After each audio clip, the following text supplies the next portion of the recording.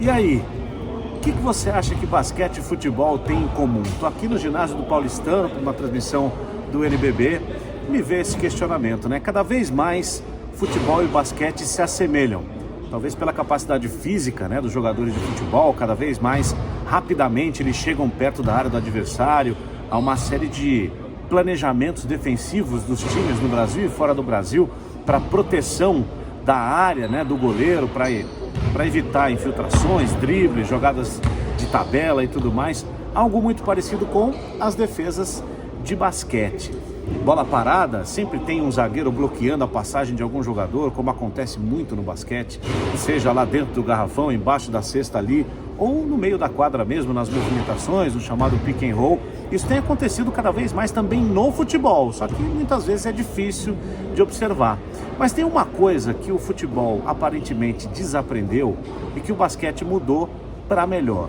Foram os chutes de fora da área no futebol e do perímetro, no caso aqui do basquete. O basquete nos últimos, talvez 15 anos, tenha mudado praticamente a sua mecânica de jogo, né? Porque nos anos 90, nos tempos de Michael Jordan, o jogo era físico, o jogo era lá dentro do garrafão, embaixo da cesta, com muita pancadaria, muita jogada de força, passe extra, mas com poucos arremessos de 3 pontos, né? Pouca gente era especialista nisso.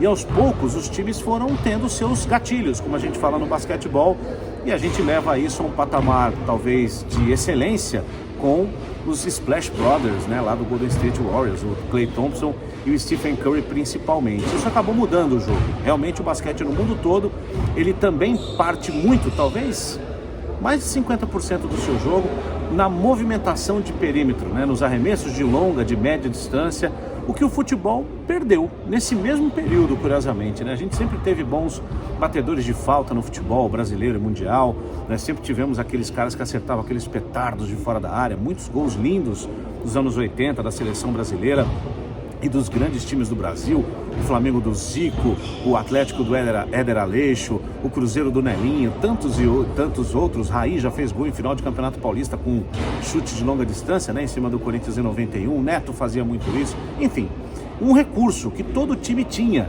praticamente no futebol brasileiro até a virada, né, do milênio, principalmente ali. A partir do ano 2000 isso começou a mudar. E aí a gente fica pensando, né, por que isso acontece, por que aqui isso mudou, por que no futebol também isso mudou. E no futebol, os fisiologistas, os médicos colocam isso nos treinamentos. Os treinamentos do futebol mudaram muito. E aquela mania, aquele hábito positivo, né, que muitos tinham de permanecer nos treinos, treinando bola parada, treinando chute de longe, depois das sessões coletivas de treino, isso foi acabando. Porque o risco de lesão por esforço repetitivo passou a aumentar, o número de jogos aumentou, a carga física também aumentou. No basquete o sentido foi meio inverso a isso, né? Porque o jogo de garrafão, o jogo físico, o jogo lá embaixo já estava bastante desgastado. E aí o basquete foi se ajustando para criar um recurso novo, para mexer com o esporte, né? E esse chute de 3 pontos, com esses especialistas, os chamados gatilhos para 3 pontos, foram mudando, abrindo o jogo, forçando novas formas de marcar esse tipo de chute, enfim, abriu uma nova possibilidade ao basquete que só cresceu com isso. E o futebol, de repente, pode ter perdido um pouquinho. É o que eu penso. E você, o que você acha? Comente aí.